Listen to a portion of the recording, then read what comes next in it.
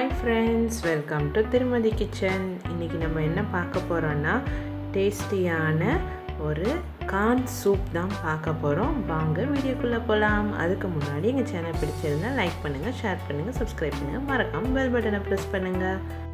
இப்போ ஒரு panல 3 table spoon oil விட்டுக்கோங்க. sunflower ஆயில் தான் விட்டுருக்கேன் நான். இப்போ இதில் வந்து பூண்டு ஒரு 10 பல் வந்து நல்லா பொடியாக கட் பண்ணி போட்டுக்கோங்க. அப்புறம் இஞ்சி கொஞ்சம் நல்லா அதையும் நல்லா பொடியாக கட் பண்ணி நல்லா ஃப்ரை பண்ணுங்கள். எல்லாம் நல்லா வாசனையாக வரும். இந்த சமயம் வந்து நம்ம ஒரு 1/2 கப் அளவு சோளம் வேக வச்ச சோளம் எடுத்து நான் போட்டிருக்கேன். அதே அப்புறம் வந்து 1/2 கப் கேரட், அப்புறம் ஒரு 1/4 கப் பீன்ஸ் எல்லாம் போட்டு நல்லா ஃப்ரை பண்ணுங்கள்.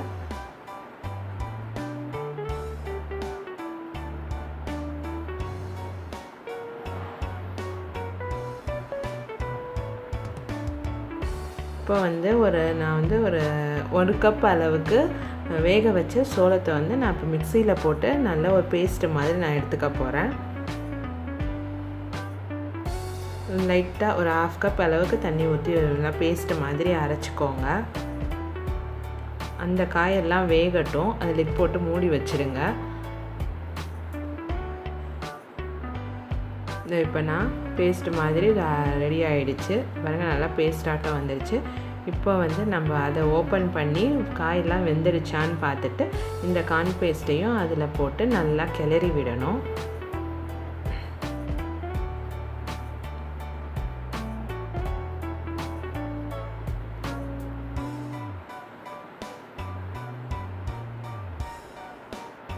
நல்லா கிளறி விடுங்க.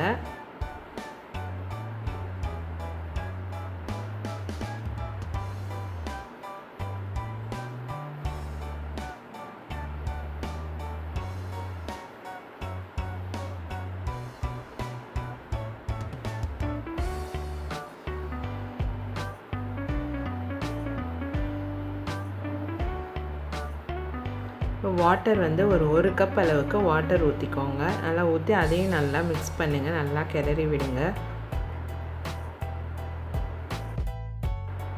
சால்ட் உங்களுக்கு எவ்வளோ சால்ட் வேணுமோ அந்த அளவுக்கு சால்ட்டு போட்டுக்கோங்க. உப்பு போட்டு நல்லா கிளறுங்க. அதையும்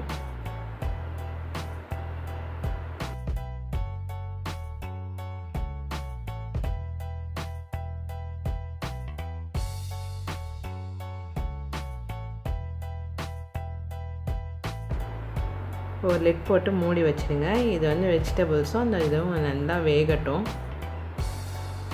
இப்போ பாருங்கள் நல்லா வெந்து வந்துடுச்சு.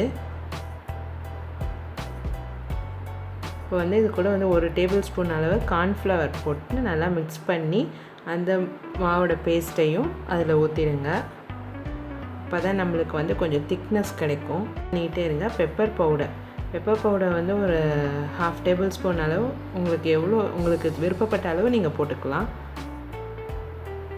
இப்போ நம்மளோட கார்ன் சூப் வந்து ரெடி ஆகிடுச்சு.